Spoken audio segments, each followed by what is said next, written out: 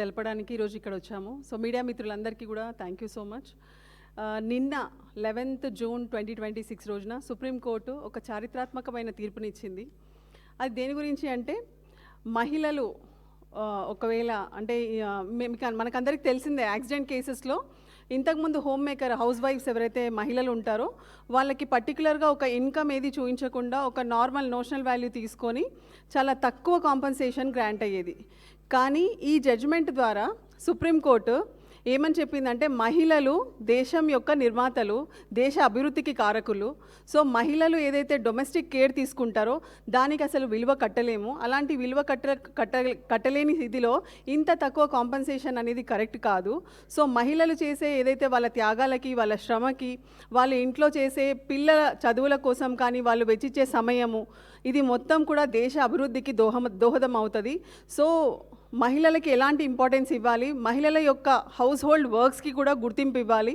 So ఇన్ని సంవత్సరాల నుంచి మనం చూస్తున్నాము, మహిళల యొక్క హౌస్ హోల్డ్ వర్క్స్కి ఎప్పుడు కూడా గుర్తింపు రాలేదు. కానీ మహిళలు ఒకవేళ నిజంగా హౌస్ హోల్డ్ వర్క్స్ చెయ్యకపోతే మనకి ఇప్పుడు చూస్తున్నాం ఎంతమంది డాక్టర్స్, ఇంజనీర్స్ కానీ, లాయర్స్ కానీ, ఇవన్నీ పొలిటికల్ లీడర్స్ ఎవరు అవ్వాలన్నా ఇంటి నుంచే స్టార్ట్ అవుతుంది. సో ఇంట్లో కన్న తల్లి నుంచే స్టార్ట్ అవుతుంది.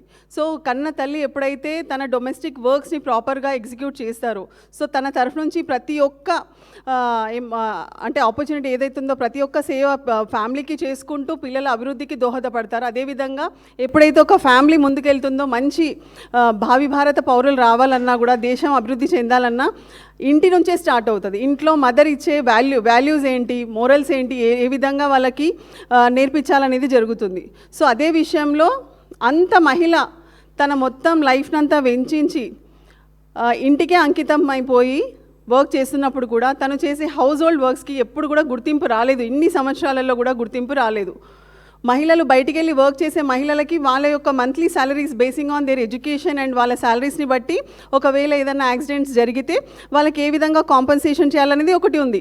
కానీ when it comes to house hold home maker అంటే ఏంటి అనే డెఫినేషన్ కూడా చాలా మంచిగా సుప్రీంకోర్టు నిన్న తీర్పులో వెలువడించారు. సో రియల్గా మాకు చాలా సంతోషంగా ఉంది.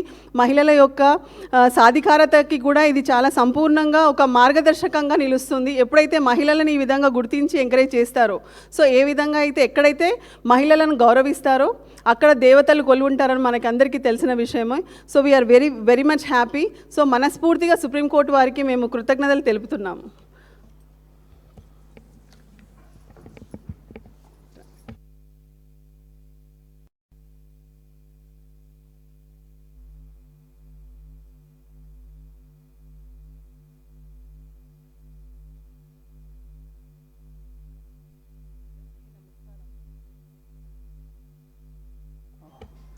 ప్రెస్ మిత్రులకి నమస్కారం.